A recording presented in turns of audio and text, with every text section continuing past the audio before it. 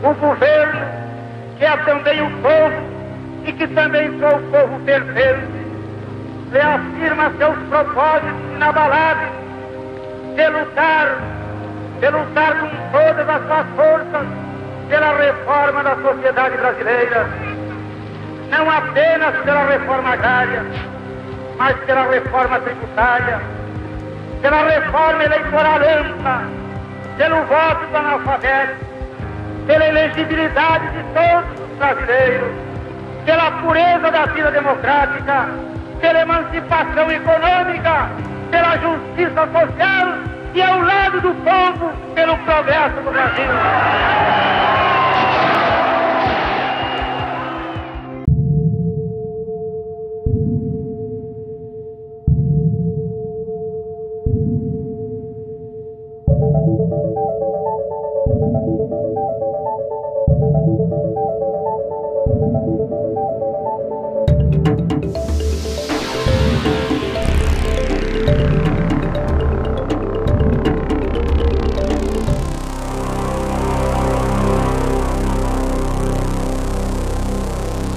Efetivamente, a ditadura, embora tenha sido liderada pelos militares, embora os militares tenham sido sempre protagonistas de primeira linha, ela foi desde o início apoiada nos civis e desde o início até o fim os civis participaram ativamente dela, da sua construção e da sua sustentação.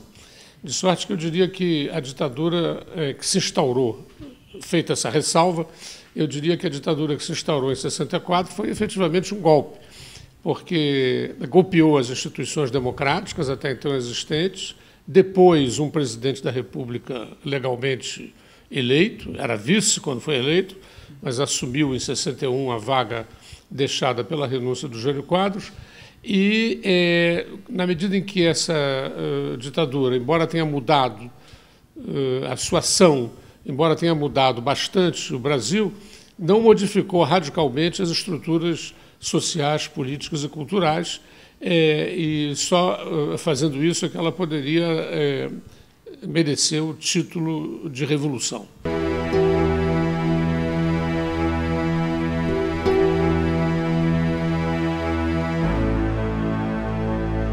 O ato institucional, que é hoje ditado pelos comandantes em chefe do Exército, da Marinha e da Aeronáutica, em nome da Revolução que se tornou vitoriosa, com apoio da nação na sua quase totalidade, se destina a assegurar ao novo governo a ser instituído os meios indispensáveis à obra de reconstrução econômica, financeira, política e moral do Brasil, de maneira a poder enfrentar, de modo direto e imediato, os graves e urgentes problemas de que depende a restauração da ordem interna e do prestígio internacional da nossa pátria. É visível na leitura da Constituição alguns legados que nos ficaram da ditadura. Eu destacaria, entre outros, o poder de tutela conferido aos militares. Pelo artigo 142 da Constituição, os militares podem intervir para restabelecer a lei e a ordem no Brasil, desde que essa intervenção seja solicitada por um dos presidentes dos três poderes constitucionais.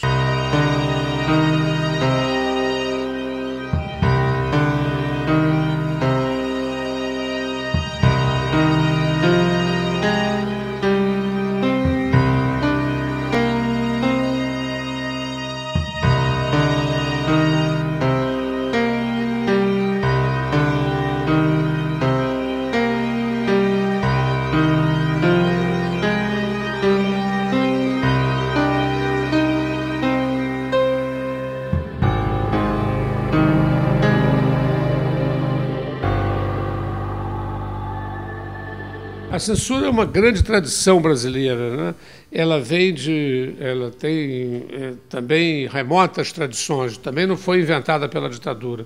Na ditadura do Estado Novo, a censura floresceu de uma maneira consistente, permaneceu no Estado de Direito autoritário, instaurado em 46, e em 64 ela foi novamente potencializada. A demanda da censura continua latente na sociedade brasileira. É um triste avatar da ditadura e é preciso que seja discutido até que nós consigamos efetivamente superar esse aspecto.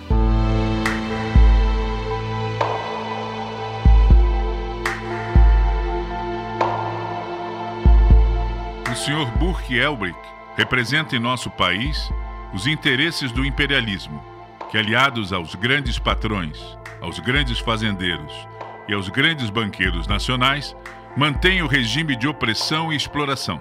A vida e a morte do senhor embaixador estão nas mãos da ditadura. Se ela atender às duas exigências, o senhor Burke Elbrick será libertado. Caso contrário, seremos obrigados a cumprir a justiça revolucionária. Eu não diria que foi um sequestro, eu diria que foi uma ação guerrilheira. Então, é muito mais uma ação de captura do embaixador estadunidense aqui no Brasil do que uma ação de sequestro. Sequestro é uma ação criminosa comum, prevista, enquadrada no Código Penal. Essa ação foi chamada dessa maneira pela ditadura e até alguns revolucionários se referiam a ela com esse nome, mas não é razoável continuar chamando com esse nome uma ação que teve um propósito político claro. O embaixador e outros embaixadores foram capturados para serem trocados, e foram efetivamente trocados, pela vida de revolucionários que estavam sendo torturados nos cárceres da ditadura.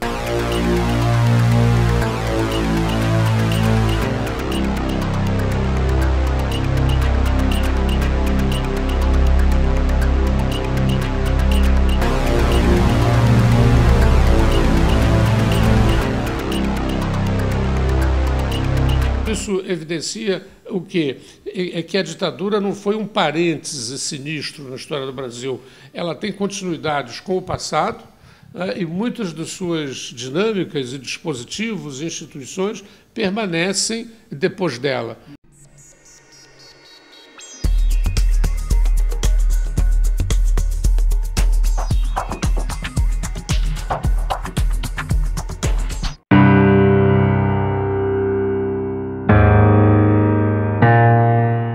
Uma casa simples, num lugar distante. Ninguém imaginaria que nesse lugar funcionava um centro de extermínio de opositores ao regime militar. A Casa da Morte em Petrópolis ficou conhecida pela brutalidade dos agentes do Centro de Inteligência do Exército. A casa foi declarada patrimônio público pela Prefeitura de Petrópolis e pode virar um centro de memória. A casa foi montada pelo Centro de Informações do Exército na década de 70. Para transformar guerrilheiros em infiltrados em suas próprias organizações. A Comissão Nacional da Verdade ainda tenta apurar quantos presos passaram pela Casa da Morte. A Casa da Morte foi um centro muito importante para se torturar, matar e desaparecer com vítimas da repressão, e o que falta é nós consolidarmos essa lista. Os horrores da Casa da Morte ficaram conhecidos pelo relato da única sobrevivente, Inês Etienne Romeu. Lá ela foi torturada e estuprada. Dirigente da Vanguarda Popular Revolucionária, Inês foi presa pelo delegado Sérgio Paranhos Fleury e passou 96 dias na Casa da Morte. Eu me lembro perfeitamente do dia 5 de maio de 1971, quando a Inês desapareceu. Fomos a São Paulo procurar por ela, minha mãe e eu. Outros membros da família se espalharam, procurando Inês. A perplexidade do conflito de informações é um sofrimento adicional. Porque se você sabe da morte, você sente muito. Se você não sabe, a dúvida é apavorante. Inês tentou 3 vezes se suicidar durante o período que passou presa. Só conseguiu ser liberada em agosto de 71. após convencer os agentes da Casa da Morte de que ela poderia trabalhar como infiltrada para o Centro de Informações do Exército. Em 79, Inês denunciou os torturadores ao Conselho Federal da OAB. Inês é um dos símbolos da resistência contra a ditadura militar. Então, Inês, a sua é uma história de heroísmo. E você não tem mais o que temer. A sua missão está cumprida. Por causa de um acidente doméstico, Inês não consegue falar com clareza. Mas a história dela foi contada em uma audiência da Comissão Nacional da Verdade, no Rio. Na mesma sessão, foi ouvido o coronel da reserva, Paulo Malhães, que admitiu anteriormente ter se livrado do corpo do deputado Rubens Paiva. O militar se recusou a dar nomes de agentes da repressão e informar quantas pessoas passaram pela casa. Mesmo assim, a comissão já conseguiu relacionar 27 nomes de desaparecidos políticos que podem ter passado pela Casa da Morte. Em 1995, uma lei criou a Comissão Especial sobre Mortos e Desaparecidos. O objetivo, apurar as violações de direitos humanos cometidos entre 1964 e 1985. Em 2012, foi instituída a Comissão Nacional da Verdade. Dessa vez, o período a ser investigado vai de 1946 a 1988. Paralelamente, foram criadas as Comissões Estaduais da Verdade. Álvaro Caldas integra a Comissão da Verdade do Rio de Janeiro. O jornalista e professor da PUC-Rio foi preso e torturado pelos militares e contou sua história no livro Tirando o Capuz. Álvaro, quais as principais conquistas da Comissão da Verdade do Rio? Nós já temos algumas conquistas importantes no nosso trabalho, né? Que o nosso trabalho é recuperar a memória do Brasil durante esses anos de ditadura. Nós não temos poder para prender e nem para julgar ninguém, mas nós temos a obrigação de trazer a verdade à tona. Então, nesse sentido, nós já fizemos algumas audiências públicas, já pesquisamos muito tempo em museus, né, em faculdades, em todos os arquivos disponíveis, já avançamos muito no esclarecimento da morte, do assassinato sob tortura do jornalista Mário Alves, lá no DOI-CODE, na Barão de Mesquita. Né? Estamos agora contribuindo para a revelação do depoimento desse Paulo Malhães, Dr. Pablo, que é um psicopata excêntrico, um torturador que assume, mas ao mesmo tempo ele tenta também manipular a versão que ele tem dessa história. Então é algo que nós temos que tomar cuidado, né? Cruzar a informação, não confiar na primeira informação que temos. A comissão estabeleceu 5 linhas de pesquisa e investigação. Qual a importância de identificar esses torturadores, essas cadeias ao qual eles eram subordinados, uma vez que o senhor mesmo comentou que a comissão não tem o poder de prender ninguém até o momento? Sim, o nosso trabalho ele tem, digamos, 2 finalidades principais. Quer dizer, primeiro é tirar do esconderijo onde ficou até hoje a história brasileira nessa época, né? Mais do que isso, quer dizer, também dá elementos para que os procuradores da República, os advogados, os familiares, né, entrem com ações próprias, com base nos fatos que nós levantamos. Nós temos que produzir também fatos comprovados, né? Trazer elementos, documentos que atestem aquilo que nós estamos afirmando. E isso é subsídio para os advogados, para os familiares processarem os criminosos, processarem os autores dos crimes, os que prenderam, torturaram e mataram. Ao contrário de outros países da América Latina, aqui no Brasil os torturadores não foram para os bancos dos réus. Por que você acha que isso ainda não ocorreu? É porque a sociedade brasileira é muito conciliadora, né? E é muito conservadora também. A anistia ela foi votada no momento de força ainda, a ditadura ainda estava em vigor. Então, um congresso que era um congresso dominado, né? Durante os anos da ditadura, todos sabem, houve censura da imprensa, houve censura às manifestações artísticas, teatro, cinema. Quer dizer, a sociedade brasileira ainda não tinha se livrado disso quando foi imposta essa lei de anistia, que nos coloca a nós que resistimos a essas violências praticadas pela ditadura, junto com quem nos torturou e matou. Quer dizer, a anistia, o governo tratou de anistiar os seus próprios membros. Então, essa situação persiste até hoje. Por isso é que nós não temos, ao contrário da Argentina, do Chile, do Uruguai, né, que avançaram muito mais. As nossas próprias comissões da verdade foram criadas muito depois. Né, nós fomos o último país aqui da América a criar a Comissão da Verdade. Então, por isso que a gente avançou com mais dificuldade. E tem ainda fator importante, a arrogância das Forças Armadas, Exército, Marinha e Aeronáutica, em fornecer informações sobre os atos que praticaram. Né? Você viu, nós tivemos ontem o depoimento desse doutor Paulo Malhães, torturador, confesso, né? Envolvido em diversas mortes, inclusive do Rubens Paiva, dando um depoimento.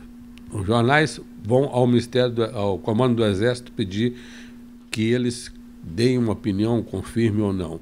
Ele disse, não tratamos desse fato, não damos informações sobre isso. Então, é uma posição arrogante. A sociedade brasileira está aí tomando conhecimento de crimes que foram praticados e o Exército esnoba a sociedade. Não quero falar. Até quando? Qual a sensação que o senhor tem, o senhor que foi preso e torturado, quando você fica cara a cara com esses torturadores nessas sessões da Comissão da Verdade? Olha, é muito duro para mim fazer isso. Passei pela tortura, como todos que estivemos no DOI-CODE. A tortura foi um sistema implantado pela ditadura de uma forma sistematizada. E aqui no Rio de Janeiro, o DOI-CODE da Barão de Mesquita foi o centro da tortura. Eu passei por lá 2 vezes. Reconheci torturadores que estão identificados no meu livro, no Tirando o Capuz. Então, estar de volta com isso é uma coisa complicada, porque quer dizer, a primeira sensação que você tem é embora estejamos numa democracia, eu esteja protegido, ninguém vai me prender de novo, mas você se sente enfraquecido. No primeiro momento, depois não. Quer dizer, eu tive em 2 situações, eu estive diante de torturadores meus. Quer dizer, já me sentia em condições de resgatar essa verdade e acusá-los, frente a frente. Senão você me torturou, você me deu choque elétrico, né? Você me colocou no pau de arara. Então, isso é um alívio também, né? É uma catarse que eu faço.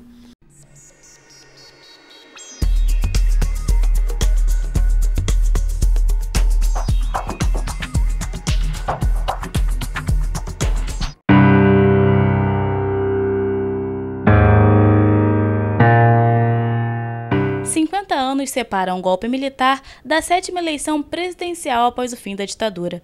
3 décadas e meia separam o ato popular mais importante contra a ditadura, a passeata dos 100 mil, das manifestações que levaram mais de 1 milhão de pessoas às ruas do país. Desta vez, o estopim foi o aumento das passagens de ônibus. Estamos aqui com o professor Ricardo Ismael. Obrigada, professor. Em que medida a chamada Revolta do Vinagre reflete um amadurecimento político da sociedade e do jovem brasileiro? Eu acho que ela reflete mais uma insatisfação, né, que o ano passado brotou, acho, por 3 razões principais. Primeiro, que havia uma insensibilidade das autoridades municipais, prefeitos, em relação à questão da passagem de ônibus, que foi o elemento inicial que desencadeou as manifestações, que ainda eram pequenas em algumas capitais. Depois, a repressão da Polícia Militar, que terminou fazendo com que muitos que nas primeiras manifestações não foram às ruas, passaram a ir também em solidariedade, ou seja, pelo direito de garantir manifestações. Em terceiro lugar, porque na verdade muitos se somaram àquelas manifestações para tentar chamar a atenção de que problemas não foram ainda resolvidos no Brasil, como a questão dos serviços públicos, como o combate à corrupção, com a questão da política, que muitas vezes funciona bem para os políticos e menos para a sociedade. O senhor citou os confrontos com a polícia militar, né? A nossa relação com a polícia e o próprio modo da PM atuar já são alguns legados da ditadura? E qual o sentido da ordem pública? A polícia militar, infelizmente, é ainda muito essa polícia militar que foi forjada, né, nos anos da ditadura militar. Na época, certamente, estudantes, trabalhadores, enfim, as pessoas que resistiam ao regime militar eram, enfim, presas, eram muitas vezes reprimidas durante algum ato em relação ao regime militar. A polícia militar de hoje mostra realmente que ainda não consegue conviver bem em alguns episódios, principalmente aqui no Rio de Janeiro, ela potencializou o problema, quer dizer, foi desproporcional a ação. E aí passou não só a tentar garantir, vamos dizer, a ordem pública, mas muitas vezes reprimir de maneira a garantir que aqueles manifestantes tomassem aquilo como uma lição. Acho que a questão da ordem pública, evidentemente que os manifestantes, quer dizer, uma organização democrática, sou contrário a qualquer tipo de ato que vá contra o patrimônio público ou o patrimônio privado. Quer dizer, a ordem pública é importante que seja mantida, seja respeitada. Mas também é bom que a gente veja que os atritos entre os manifestantes e a Polícia Militar muitas vezes começaram pela forma como a Polícia Militar tentava coibir, principalmente lá no início, em São Paulo, e também em Brasília e também no Rio. Ou seja, o que se mostra é que esses episódios de junho é que a Polícia Militar não tem treinamento para essas manifestações e que muitas vezes, ao invés de garantir a ordem pública, ela amplia a desordem, ela amplia o potencial de conflito que está já envolvido nas manifestações. O Código Eleitoral brasileiro ele foi instituído durante a ditadura. Alguns críticos acreditam que a lei não permite uma divisão justa na representatividade dos estados. Até que ponto essa crítica se aplica? O fato dos estados, como a gente vive numa federação, na Câmara de Deputados você tem hoje um mínimo de 8 deputados, um máximo de 70 deputados. Quer dizer, na verdade, a representação dos estados na Câmara, ela depende da população, mas também tem esses limites mínimos de 8 deputados e máximo de 70. Nos últimos anos, o Brasil foi governado por um exilado político, um líder operário preso na ditadura e uma ex-guerrilheira presa e torturada. Por que a ditadura ainda incomoda o país? A ditadura incomoda porque tem outros aspectos que não foram ainda resolvidos. Quer dizer, existe muito encobrimento, pouca transparência sobre vários acontecimentos durante o período do regime militar. Existe, portanto, muita informação que se tenta hoje, através dessas comissões da verdade, se tentar trazer à tona, para que você possa, vamos dizer assim, passar, pelo menos tentar estabelecer alguma coisa mais clara em termos da memória do país daquele período. Há também, eu acho, vícios que a ditadura deixou. A ideia de uma tecnocracia, ou seja, de decisões na administração pública que não são ligadas à sociedade, ou seja, a sociedade pouco influencia o processo decisório. Isso ainda acontece. Acho também que a ideia desse país construindo de cima para baixo, um país onde as decisões são muito centralizadas no governo federal, também permanece, ou seja, a gente precisa se acostumar a dar mais espaço para os municípios, para os estados, é onde a sociedade vive, é onde ela pode influenciar o processo decisório. E, finalmente, eu acho que a ditadura militar deixou ainda um resquício da censura que aconteceu naquela época. Quer dizer, a gente perdeu, de uma certa forma, uma boa parte de uma geração que, no auge, vamos dizer assim, da sua capacidade intelectual, artística, era proibida de se manifestar. Quer dizer, a gente teve ali os exemplos de censura nos jornais, no teatro, no cinema, e certamente isso é uma perda que dificilmente se recupera, porque essa geração, certamente, quando voltou do exílio, ou quando pôde se expressar no Brasil, já tinha, vamos dizer assim, muitas das suas ideias, ou do seu ímpeto, amortecido em função de tantos anos do regime militar.